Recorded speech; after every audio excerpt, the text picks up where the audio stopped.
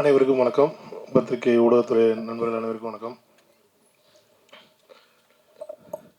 இந்த படத்தோட தயாரிப்பாளர் ஒருவர் திரு சாம்பசிவம் அவர் வந்து என்னோட நெருங்கிய நண்பர். அவர் இதுக்கு முன்னாடியே வந்து ஒரு படம் பண்ணியிருக்காரு, 2 படம் பண்ணியிருக்காரு. அடவின்னு ஒரு படம் ப்ரொடியூஸ் பண்ணி ரிலீஸ் பண்ணாங்க. இது 2வது படம்னு நினைக்கிறேன். இந்த படம் எடுத்துகிட்டு இருக்கும்போது என்கிட்ட வந்து ஒரு நாள் சொன்னார், இந்த மாதிரி பாதி ஃபுட்டேஜ் இருக்குது பார்க்குறீங்களா அப்படின்னா. நான் படம் பார்த்துட்டே இருந்தேன். அப்புறமேல் கேட்டேன், என்னங்க பேசிகிட்டே இருக்காங்க, யாரும் இப்போ லேடிஸே இல்லை, ஹீரோயினே கிடையாது படத்தில் அப்படின்னு. அவர் இல்லைங்க, நாங்கள் 5 பேர் தான், இது மட்டும் தான் நாங்கள் போயிட்டுருக்கோம் அப்படின்னாரு. அப்போ நான் அவர்கிட்ட ஒரு இன்சிடென்ட் சொன்னேன். நாங்கள் சூதுன்னு ஒரு படம் எடுத்தோம். அதில் வந்து அந்த பொண்ணு வந்து கனவுல வருவாங்க அந்த படம். அப்போ நலன்ட்ட எப்படி நலன் இந்த மாதிரி கேரக்டர் எழுதுனீங்கன்னு கேட்டேன். அப்போ அவர் சொன்னார் என்கிட்ட வந்து, இல்லை சார் அந்த படத்தில் வந்து பூராமே கான்மேன்ஸு, அவங்களுக்கு நடுவில் ஒரு பொண்ணை என்னால் வைக்க முடியல, அதனால் நான் பொண்ணே இல்லாமல் தான் கதை எழுதினேன். அதை கொண்டு போய் சுந்தர் சி சார்கிட்ட படிக்க கொடுத்தேன். ஏன்னா அப்போ அவர் வந்து அவருக்கு ஸ்கிரிப்ட் எழுதிட்டு இருந்தார். அப்போ அவர் சொல்லியிருக்காரு, தமிழ் சினிமாவில் பொண்ணே இல்லாமல் படமா, அப்படிலாம் இருக்கவே கூடாது, எப்படியாவது நீ அதில் வந்து ஒரு பொண்ணை கொண்டு வா அப்படின்னாரு. எனக்கு ஒரு வழி தெரியாமல் நாங்கள் அதுமாதிரி கனவாக கொண்டு வந்தோம் அப்படின்னாரு. அதேமாதிரி நான் அவர்கிட்டையும் சொன்னேன், நீங்கள் வந்து நீங்கள் ஆட்டு படம் எடுங்க, நீங்கள் என்ன வேணாலும் படம் எடுங்க, ஆனால் அதை பார்க்க போகிற மனிதர்கள் வந்து சாதாரண மனிதர்கள், அது ஒரு காமன் பீப்புள். அவங்களுக்கு வந்து நீங்கள் ஒரு ஒரு பொழுதுபோக்கின் ஊடாக தான் நம்ம ஒரு கருத்தை சொல்ல முடியுமே தவிர, நம்ம ஒரு ரொம்ப சீரியஸான ஒரு படத்தை எடுத்து வச்சுட்டு நம்ம வந்து அதை ஒரு ஃபெஸ்டிவல் கைண்ட் ஆஃப் ஃபிலிம் எடுத்துகிட்டு நம்ம மெயின் ஸ்ட்ரீமில் கொண்டு போய் கொடுக்கும்போது அது வந்து அது என்ன மாதிரியான அதை ரிசீவ் பண்ணும் அப்படின்றதுல எனக்கு தயக்கம் இருக்குன்னா, நீங்கள் கொஞ்சம் ஜாகிரதை பண்ணுங்க அப்படின்னு சொன்னேன். பட் ஆனால் அவர் வந்து அவரோட எடுத்த முடிவில் வந்து ரொம்ப ஸ்ட்ராங்காக நின்று இந்த படத்தை டெலிவரி பண்ணியிருக்காங்க. வாழ்த்துக்கள் அவருக்கு, அவருக்கும் அவருடைய குழுவினர் இந்த படத்துக்கும். இந்த படத்தில் எனக்கு ரொம்ப இன்ட்ரெஸ்டிங்கான பிடிச்ச விஷயம் ஒன்று வந்து இந்த க்ரௌட் ஃபண்டிங்கான இந்த இது.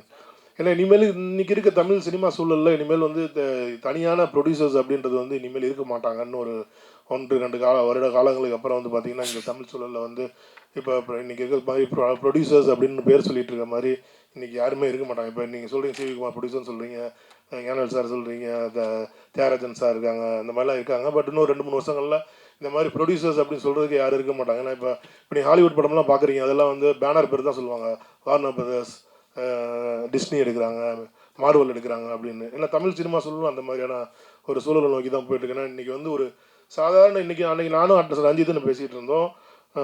இன்றைக்கி அட்டகத்தி எடுத்தால் என்ன செலவாகும், அன்றைக்கி நாங்கள் அட்டகத்தி 2 கோடி ரூபா எடுத்தோம், இன்றைக்கி அட்டகத்தி எடுக்கணும்னா அதே குவாலிட்டியில் எடுக்கணும்னாலே இன்றைக்கி 10 கோடி ரூபா இன்றைக்கி தேவைப்படுது. அப்போ ஒரு 10 கோடி ரூபாயை படத்தை எடுத்துகிட்டு வந்தாலுமே இன்றைக்கி வந்து அதை ஓடிடியோ இல்லை தேட்டர்லேயோ வாங்குறாங்க அப்படின்னா அதுக்கான வியாபார சூழல் இன்றைக்கி இல்லை. அப்போ 10 கோடி ரூபாயுமே ரிஸ்க் எடுக்கிற அளவுக்கு ஒரு ப்ரொடியூசரால் முடியுமா, தனியான ஒரு ப்ரொடியூசராக முடியுமானா இனிமேல் அதுக்கான சாத்தியக்கூறுகள் ரொம்ப ரொம்ப கம்மி. பட் ஏன்னா இந்த டீம் வந்து ரொம்ப ப்ரில்லியண்ட்டாக ஒரு விஷயம் பண்ணியிருக்காங்க. அதை க்ரௌட் ஃபண்டிங்கில் பண்ணியிருக்காங்க. ஒரு 10-15 பேர் சேர்ந்து அதை பண்ணியிருக்காங்க. இனிமேல் வரப்போகிற தமிழ் இளம் படைப்பாளிகள் வந்து இந்த படத்தை ஒரு மாடலாக எடுத்துக்கோங்க. ஏன்னா இனிமேல் வந்து உங்களோட படைப்புகள் வந்து நீங்கள் நினைக்கிற மாதிரியான கதைகளை வந்து இண்டிபெண்ட்டாக நீங்கள் சொல்லணும் விரும்புனீங்கன்னா இனிமேல் க்ரௌட் ஃபண்டிங் மட்டும் தான் தமிழ் சினிமா சூழலில் ஒரே வழி. ஏன்னா நீங்கள் ப்ரொடியூசரை தேடிட்டு இருந்தீங்கன்னா உங்களுக்கு கிடைக்க மாட்டாங்க, அதுக்கான வாய்ப்புகளும் இல்லை.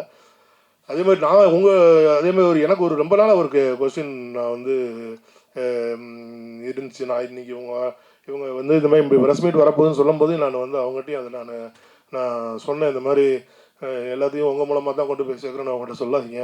ஏன்னா 365 நாளில் டெய்லி 4 தடவை அதே அவங்க கேட்டுகிட்டே இருப்பாங்க, ஏதாவது புதுசாக பேசுங்கன்னு. பட் ஆனால் அதே தான் அவங்களும் பேசினாங்க.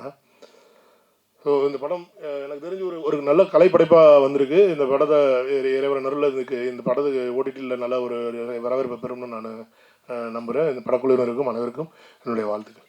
சிறந்ததை தேடி சிறந்ததை பார்த்து சிறந்ததாக்கிக் கொள்ளும் மிகச்சிறந்த கலைஞன்.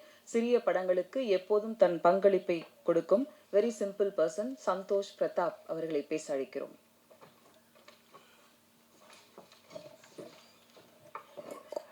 எல்லாருக்கும் வணக்கம். மனிதர்கள் படம் வந்து நான் பார்த்தேன். ஸோ பிரசாத் எனக்கு சீனியர் ஊரில், அது மூலியமாக தான் வந்து எனக்கு ஏற்கனவே கதை சொன்னார். பட் அந்த படம் இல்லை, இது வேறு கதை. படம் பார்த்தேன், ரொம்ப ஆச்சரியப்பட்டேன். ஆக்சுவலாக எப்படி முதல் படம்னு சொல்கிறாங்க, எந்த விதத்துலையும் அது முதல் படமாக எனக்கு தெரியவே இல்லை. டைரக்ஷனாக இருக்கட்டும், இல்லைனா வந்து டெக்னிக்கல் சைடாக இருக்கட்டும், இல்லை ஆர்டிஸ்டாக இருக்கட்டும், அதில் சின்ன சின்ன கேரக்டர்ஸ் இங்கே நிறைய பேர் மற்ற ஆர்டிஸ்ட் வரலன்னு நினைக்கிறேன். ஒரு சின்ன சம்பளம் இருக்கும், அந்த வண்டியில் போயிட்டு இருக்கும்போது வழிப்பறி பண்ணுறதுக்கு ஒரு 4 பேர் வருவாங்க, அந்த கேரக்டர்ஸ் கூட வந்து ரொம்ப இம்ப்ரெஸ் பண்ணியிருந்தாங்க. ஸோ அந்த மாதிரி ஒரு எக்ஸ்பீரியன்ஸ்டு ஆர்டிஸ்ட் தான் நான் சினிமா கற்றுட்டு சினிமாவுக்கு வரல, இவங்க சினிமா கற்றுட்டு சினிமா வந்திருக்காங்க. ஸோ அந்த 10 வருஷம் டிஃப்ரென்ஸ் எனக்கும் உங்களுக்கும் அதுதானே தவிர வேறு எக்ஸ்பீரியன்ஸ் படி பார்த்தா I think we're all same I guess like நான் 10 வருஷமாக இண்டஸ்ட்ரியில் இருக்கீங்க இல்லையா எல்லாருமே. ஸோ எனக்கும் அதே வயசு தான் சினிமாவில், நானும் அதே இடத்துல தான் நிற்கிறேன்னு நினைக்கிறேன்.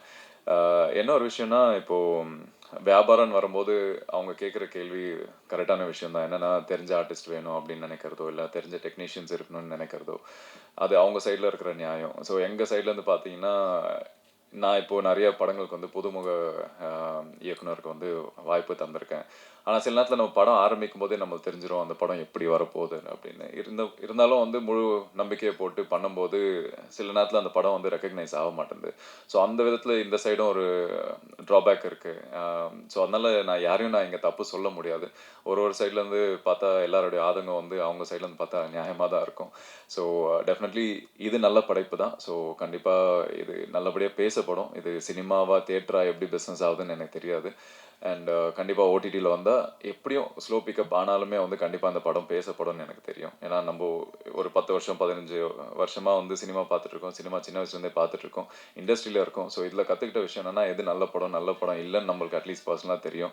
நான் நடித்த படங்களாக இருந்தாலுமே நான் வந்து நல்ல கிரிட்டிக்காக தான் பார்ப்பேன். என்னோடய படம்ன்றதால நான் பெருசாலாம் வந்து மார்க்கெட் பண்ண நான் ஆசைப்பட மாட்டேன். ஸோ நல்ல படம் பண்ணியிருக்கீங்க.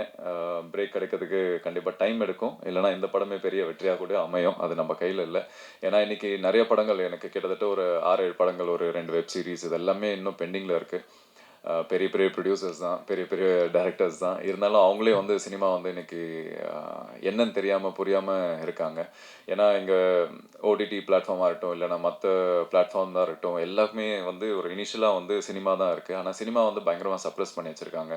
ஸோ சொன்ன மாதிரி சிவி சார் சொன்ன மாதிரி ப்ரொடியூசர்ஸ் எல்லாமே வந்து ரொம்ப கஷ்டப்பட்டுட்டு இருக்காங்க, லாபம் பண்ணுறதுக்கோ இல்லை பிஸ்னஸ் பண்ணுறதுக்கோ. ஏன்னா எல்லா சைடு எங்கே போனாலுமே வந்து லாக் பண்ணி வச்சுருக்காங்க. ஏன்னா இவங்க ஃபஸ்ட்டு ஒரு கிங் மேக்கராக இருந்தாங்க. இன்னைக்கு இவங்கள வந்து ஒரு டெசிஷனுக்கு தள்ளப்பட வேண்டிய ஒரு சுச்சுவேஷனாக இருக்குது. ஏன்னா ஓடிடியில் வந்து ஒன்று ப்ராஃபிட் ஷேரிங், இல்லைனா வந்து ஃப்ரீயாக கொடுக்க சொல்கிறான்னு சொல்லி ரீசெண்டாக தனஞ்சயன் சார் கூட புலம்பிட்டு இருந்தார். So it's kind of hard situation. ஒரு டிரான்சிஷன் நடந்துட்டுருக்கு. கண்டிப்பாக இது எல்லாமே மாறும்னு நினைக்கிறேன். எங்கேயாவது நம்ம எல்லாருமே ஒரு டேர்முக்கு வந்து இது சினிமா ஹெல்த்தியாக இருக்கணும், மற்றவங்களை என்டர்டெயின் பண்ணணும், சினிமாவை வாழணும் அப்படின்றதுக்காக எல்லாம் சேர்ந்து உழைக்கணும்னு நான் நினைக்கிறேன். And all the best to the whole team and thanks for having me here. இந்த படத்துக்கு உண்டான சப்போர்ட் நான் என்ன பண்ண முடியும்னு எனக்கு தெரியல, but I been trying my best. அவங்களுக்கு பிஆர்லேருந்து, மார்க்கெட்டிங்லேருந்து, டிஸ்ட்ரிபியூஷன்லேருந்து எல்லாமே நான் ட்ரை பண்ணிட்டு இருந்தேன். நிறைய ஆர்டிஸ்ட் கேட்டாங்க கெஸ்ட்டாக வர முடியுமா அப்படின்னு. அந்த ஆப்ளிகேஷன் கொண்டு போய் என்னால் வைக்க முடியல, but definitely I try to push even more. கண்டிப்பாக நான் ட்ரை பண்ணுறேன். அண்ட் இது நல்ல படம். இந்த இன்டர்வியூவோ இல்லை இந்த வீடியோ, இந்த நான் பேசுகிற விஷயங்கள் எவ்வளோ பேர் பார்ப்பீங்கன்னு தெரில. பார்த்தீங்கன்னா கண்டிப்பாக அந்த படம் பாருங்கள். நான் சும்மா ஒரு இந்த படம் ப்ரொமோஷனுக்காக வந்து ஏதோ பேசணுன்றதுக்காக பேசல. உண்மையாகவே இந்த படம் பார்த்துட்டு நல்லா இருக்குது, அந்த நல்லா இருக்குன்ற ஒரு விஷயத்தை உங்களுக்கு கொண்டு வந்து சேர்க்கணும் அப்படின்றதுக்காக இங்கே லைவாக நான் பேசிகிட்ருக்கேன். தயவு செஞ்சு பாருங்கள். இந்த மாதிரி நல்ல படங்களுக்கு சப்போர்ட் பண்ணுங்கள். Thank you so much. வந்திருக்கும் அனைத்து மனிதர்களுக்கும் மனிதர்கள் படம் குழு சார்பாக நன்றியும் வணக்கத்தையும் தெரிவித்துக் கொள்கிறேன். ஒரு 10 வருட பயணம். இன்றைக்கி தான் என்னோடய முதல் மேடை இது. ஒரு 10 வருஷம் கழிச்சு கிடச்சிருக்குது. ஸோ அதுக்கு நண்பரும் இயக்குனருமான ராமேந்திராவுக்கு நன்றி தெரிவிச்சுக்கிறேன். அப்புறம் நன்றி மட்டும்தான் சொல்ல முடியும். ஏன்னா இது என்னோடய முதல் படம் இல்லையா. ஸோ பெருசாக இது எனக்கு தேங்க்ஸ் மட்டும் தான் சொல்ல முடியும். ஸோ அதில் முதல் மனிதராக நிறைய மனிதர்கள் இருக்காங்க நன்றி சொல்கிறதுக்கு. ஸோ அதில் முதல் மனிதராக நண்பர் சோமசேகர்னு ஒருத்தர் இருக்கார். ஸோ அவர் மூலமாக தான் இந்த மனிதர்கள் படக்குழுக்குள்ளும் நான் உள்ளே வந்தது, இத்தனை மனிதர்களையும் சந்தித்தது. ஸோ கூட வேலை செஞ்ச டெக்னீஷியன்ஸ், அப்புறம் நடித்த நடிகர்கள் எல்லாருக்கும் மகிழ்ச்சியும் வாழ்த்துக்களையும் தெரிவித்துக் கொள்கிறேன். நன்றி. பத்திரிகை துறை நண்பர்கள், ஊடக நண்பர்கள் அனைவருக்கும் வணக்கம். எங்களுடைய குழு மீது மிகுந்த நம்பிக்கை வைத்து எப்போவுமே ஒரு பாசிட்டிவாக எங்களுக்கு நிறைய ஐடியா சொல்லக்கூடிய சிவி குமார் சார், அவருக்கு ரொம்ப நன்றி இங்கே வந்திருக்கிறதுக்கு. அப்புறம் சந்தோஷ் பிரதாப் சார், அவரும் படம் பார்த்துட்டு ரொம்ப ரொம்ப நம்பிக்கையோடு பேசினாங்க. நிறைய சினிமாவில் இருக்கக்கூடிய இயக்குனர்கள் நிறைய பேருக்கு படத்தை பற்றி சொல்கிறாங்க, இந்த மாதிரி ஒரு சின்ன டீம் இருக்குது அப்படின்னு சொல்லி ஒரு பாசிட்டிவாக எல்லாருக்கிட்டையும் எடுத்துகிட்டு போகிறாங்க. அவருக்கு ரொம்ப நன்றி வந்திருக்குது. அப்புறம் எங்களுடைய மற்ற எல்லாமே நாங்கள் எல்லாம் ஒரு குடும்பம் மாதிரி தான். மற்ற எல்லாருக்கும் நன்றி. இந்த படம் வந்து பேசுகிறதுக்கு சரி ஏதாவது எழுதலாம், பயிற்சி போய் எடுத்துகிட்டு வரலாம் அப்படின்னு நினச்சேன். ஆனால் அது கூட சுத்தமாக நேரம் இல்லை. எல்லாருமே எல்லா வேலையும் பார்த்து தான் இந்த படத்தை பண்ணோம். ஒரு ப்ரொடியூசர் மாதிரி இல்லாமல் டைரக்டர் அப்படி அந்த மாதிரி இல்லை எங்களுடைய குழு. ஒரு உதவி இயக்குனர்லேருந்து ஒரு ப்ரொடியூசர் வரைக்கும் எல்லாருமே எல்லா வேலைகளையும் பார்த்து ஒரு குடும்பம் மாதிரி ஒரு கூட்டு உழைப்பில் தான் இந்த மனிதர்கள் திரைப்படம் வந்து உருவாகியிருக்கு. இதில் வந்து சிலருக்கு நான் முதல்ல நன்றி சொல்லிடுறேன். இந்த கதை வந்து எப்படி உருவாச்சு அப்படின்றத நான் சொல்லணும். எங்களுக்கு வந்து பொதுவாக வந்து பெரிய ஆடம்பர படங்கள் பண்ணுறதுல வந்து ஆரம்பத்தில் ஒரு ஈர்ப்போ உடன்பாடோ இல்லாமல் இருந்தது எங்களுடைய குழுவுக்கு. நாங்கள் வந்து ஓவியக் கல்லூரியில் பெயிண்டிங் முடித்த ஃப்ரெண்ட்ஸ் எல்லாருமே. அப்போ கல்லூரி காலத்துலேருந்து சினிமாவை பற்றின விவாதங்கள், உரையாடல் எல்லாமே வந்து எங்களுக்குள்ளே ரொம்ப தீவிரமாக இருந்துகிட்டு இருந்தது. அப்போ இருந்தே நம்ம வந்து படம் பண்ணணும், அதை பற்றின பேச்சுகள் வந்து இருந்துகிட்ருக்கோம். நான் ஒருத்தன் மட்டும் சினிமாவில் வந்து சஸ்டெயின் ஆகியிருந்தேன். மற்ற எல்லாருமே வந்து வேறு வேறு துறைக்கு போனாலுமே வந்து இந்த ஒரு 10 வருஷம் கழித்து அவங்க எல்லாரும் வந்து இணைந்து தயாரித்து இந்த படம் வந்து உருவாகியிருக்கு. இந்த கதை வந்து இப்போ நான் என்னுடைய சொந்த ஊர் வந்து திண்டுக்கல். இந்த கொரோனா டைமில் வந்து கொரோனா டைமில் தான் ஊரை பற்றி புரிஞ்சிக்க முடிஞ்சது என்னால். நான் ஸ்கூல் முடித்தோடனே வந்து சென்னைக்கு வந்தாச்சு. அந்த ஊருடைய தன்மையும் அந்த நிலத்துடைய வாசமும் அந்த உயிர்ப்பும் வந்து புரிஞ்சுக்கிற அந்த ஒரு நாள் வரும்போது நான் வந்து சென்னைக்கு வந்துட்டேன். ரொம்ப வருஷம் ஆயிடுச்சு. அதுக்கப்புறம் வந்து இந்த கொரோனா டைமில் தான் ஒரு வருஷம் வந்து தங்கக்கூடிய ஒரு சூழல் வந்தது. அப்போ தான் அங்கே இருக்கக்கூடிய மனிதர்களும், அங்கே இருக்கக்கூடிய ஸ்லாங்கும், அங்கே இருக்கக்கூடிய லேண்ட்ஸ்கேப்ஸ் எல்லாமே எனக்கு பெரிய ஒரு ஆச்சரியத்தை கொடுத்தது. நம்ம ஏதோ கற்பனையிலேயே வந்து கதைகளை பின்னிக்கிட்டு இருக்கோம், சுற்றி நம்மளை சுற்றி வந்து கவனிக்காமல் இருந்துட்டோமே அப்படின்ற ஒரு விஷயம் வந்து அப்போ தான் அங்கே ரியலைஸ் ஆச்சு. அங்கே சுற்றி இருக்கக்கூடிய நிகழ்வுகள், மனிதர்கள், அவர்களை பார்த்த அந்த அண்டர்ஸ்டாண்டிங்கில் உருவானது தான் இந்த மனிதர்கள் கதை. இந்த கதையை ரெடி பண்ணிவிட்டு நண்பர்கள்ட்ட சொல்லும்போது எல்லாருக்கும் ரொம்ப ரொம்ப பாசிட்டிவாக இருந்தது. நல்லா பண்ணலாம் அப்படி இப்படின்னு பேசிகிட்டு இருந்தோம். ஆனால் இது எந்த தயாரிப்பாளரும் ஒத்துக்க மாட்டாங்க இந்த கதையை போய் சொன்னால். வாய்ப்பு மிக குறைவு. ஏன்னா நான் எந்த திரைப்படத்துலையும் வந்து உதவியாளராக இருந்ததில்லை. ஷார்ட் ஃபிலிம்ஸ் மூலமாக தான் வந்திருக்கேன். அப்போ நம்மளுடைய ப்ரொஃபைல் வந்து ரொம்ப முக்கியமாக இருக்குது. அது கொஞ்சம் ஒரு தடையாகவும் இருந்தது. அப்போ நம்ம வந்து ஃப்ரெண்ட்ஸ் எல்லாம் சேர்ந்து இண்டிபெண்ட்டாக பண்ணலாம் அப்படின்னு ஒரு சின்ன பேச்சு கிளம்பிட்டு இருந்தது. அப்போ ஒரு உரையாடலில் வந்து நாங்கள் ஒரு 7-8 நண்பர்கள் ஒன்றா உட்காந்து பேசிகிட்டு இருந்தோம். அப்போ வந்து பிரசாத் அண்ணா, ராஜேந்திர பிரசாத், அவர் வந்து ஒரு 10 வருஷத்துக்கு முன்னாடி நான் கல்லூரி காலத்தில் பார்த்தது. அன்னைக்கு வந்து வந்திருந்தார், எதேர்ச்சியாக வந்திருந்தார். அவர் அடையாளம் கூட எனக்கு தெரியல. அப்போ தாடி மீசெல்லாம் வளர்த்து அங்கே பேசிகிட்டு இருக்கும்போது என்ன பண்ணிகிட்டு இருக்கீங்க என்னும்போது இந்த மாதிரி வந்து ஒரு இண்டிபெண்ட்டாக ஏதாவது பண்ணலாம், படம் பண்ணலான்ட்டு ஒரு கதை ரெடி பண்ணியிருக்கேன் அப்படின்னாரு. அப்படியா, என்ன எப்படி பண்ணுவீங்க அப்படின்லாம் கேட்டார். நான் சொன்னேன் இந்த மாதிரி ஒரு சின்ன தொகை இருந்ததுன்னா பண்ணிடலாம். அப்படியா அப்படின்னு சொல்லிட்டு உடனே பேக்கில் இருந்து ஒரு 1.5 லட்ச ரூபாய் எடுத்து கையில் கொடுத்துட்டு நீங்கள் வேலையை ஆரம்பி அப்படின்னாரு. அது எல்லாருக்கும் வந்து பயங்கர ஒரு அதிர்ச்சி, அப்புறம் நெகிழ்ச்சியாகவும் இருந்தது. நாங்கள் ஃப்ரெண்ட்ஸ்லாம் ஒரு மாதிரி கலக்கமாயிட்டோம். நீ இப்போயே ஆரம்பி, நான் மற்ற அமௌண்ட்லாம் தரேன் அப்படின்ட்டு. அப்போ உடனே பக்கத்தில் இருக்க ஃப்ரெண்ட்ஸ் எல்லாருமே வந்து நான் ஒரு 4 லட்சம் தரேன், 5 லட்சம் தரேன் மச்சி, நானும் ரெடி பண்ணுறேன் அப்படின்னு சொல்லி இது இந்த மாதிரி வந்து உருவாச்சு. இது யாரும் நினச்சி பார்க்க முடியாதது. இது இப்படி நடக்குமா அப்படின்னும் தெரியல.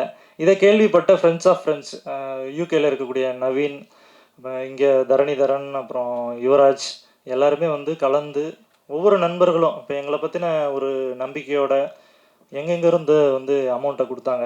இப்போ ரொம்ப நம்ம வற்புறுத்தியோ இல்லை யார்கிட்டையும் வந்து சார் எப்படியாவது பண்ணுங்க அந்த மாதிரி வந்து நம்ம கேட்கவே இல்லை. இது வந்து ஒரு முழுக்க ஒரு நம்பிக்கையின் பேரில் தான் இந்த ஒரு கூட்டணி வந்து உருவாச்சு. அப்படி தான் இந்த படம் வந்து ஸ்டார்ட் ஆச்சு. அதுக்கு ரொம்ப முக்கிய காரணமாக இருந்த பிரசாத் அண்ணாவுக்கு ரொம்ப நன்றி. அதுக்கப்புறம் வந்து தரணிதரன், பரிமளா குலோத்துங்கன், அதுக்கு அடுத்து நண்பன், அப்புறம் யுவராஜ், அவர் வந்து இங்கே வரல. இப்போ இன்னொரு யுவராஜ் வந்திருக்காரு, அந்த நண்பர். இவங்க எல்லாருக்கும் நன்றி. இதை கேள்விப்பட்ட நவீன், அந்த யூகேல இருக்க அந்த ப்ரொடியூசர், அவரும் வர முடியல. அவருக்கும் ரொம்ப நன்றி தெரிவிச்சுக்கிறேன்.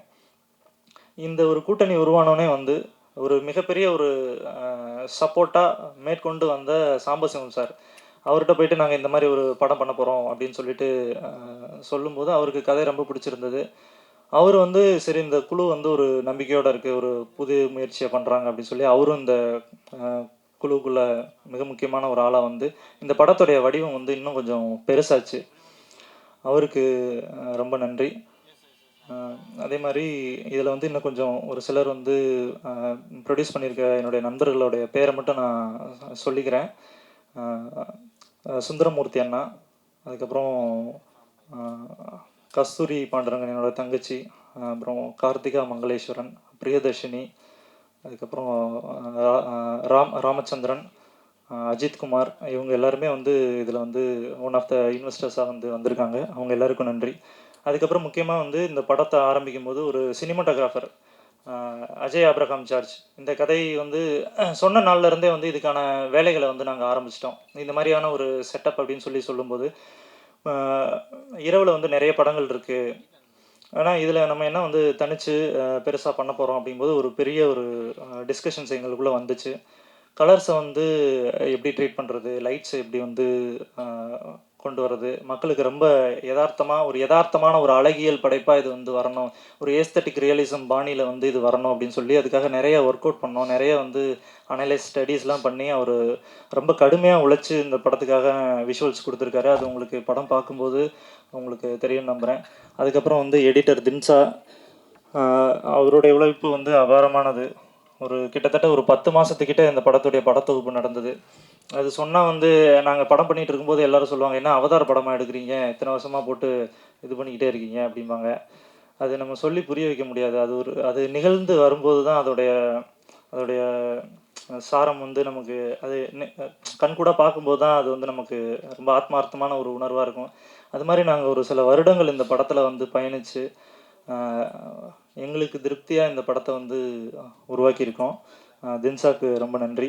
அனிலேஷ் எல் மேத்யூ, இந்த படத்தோடைய இசையமைப்பாளர், பெங்களூரில் இருக்கார், அவரும் வர முடியல. அவரும் ரொம்ப அசாத்தியமான அவருடைய எக்ஸ்பிரிமெண்ட்டான ஒரு மியூசிக்கை கொடுத்துருக்காரு, அவருக்கு மிக்க நன்றி. அப்புறம் கார்த்திக் நேத்தா அண்ணன், அவர் தான் பாடலாசிரியர், நம்ம படத்தோட பாடலாசிரியர். எங்களுக்காக நாங்கள் எல்லாம் ரொம்ப ஃப்ரெஷ்ஷான டீம். அவருக்கு வந்து எங்களுக்கு வந்து ரொம்ப ஒரு சப்போர்ட்டான ஒரு ஆள். எப்பயுமே வந்து ரொம்ப தைரியத்தையும் தன்னம்பிக்கையும் கொடுக்கக்கூடிய ஒருத்தர்.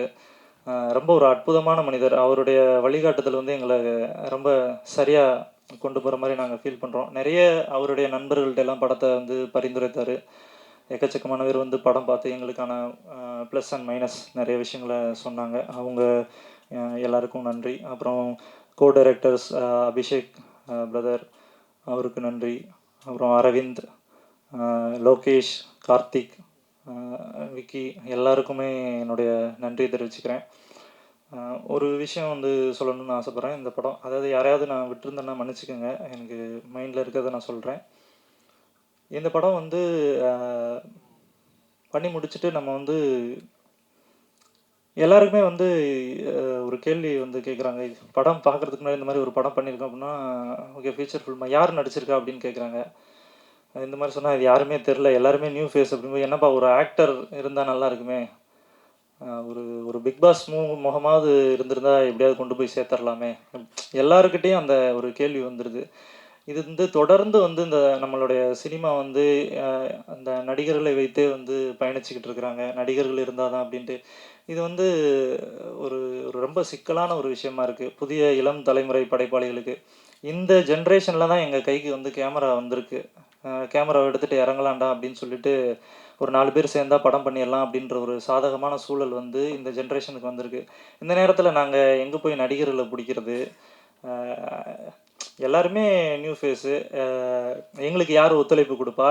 நாங்கள் ஒருத்தரை நம்பணும், அவங்களும் எங்களை நம்பணும். இந்த மாதிரியான ஒரு சூழலில் தான் இந்த சின்ன சின்ன படங்கள் வந்து உருவாகும். அப்போ எல்லாரும் இந்த ஒரு கேள்வியை கேட்டுக்கிட்டே இருக்காங்க. எங்களுக்கு என்னென்னா, பார்த்து பழக்கப்பட்ட முகங்களை எத்தனை தடவை நீங்கள் பார்த்துட்டே இருப்பீங்க? பார்த்த முகங்களோட பார்க்காத முகங்களில் தானே சுவாரஸ்யம் அதிகமாக இருக்குது. அப்படி தான் நான் இந்த படத்தை வந்து நாங்கள் நம்பினோம்.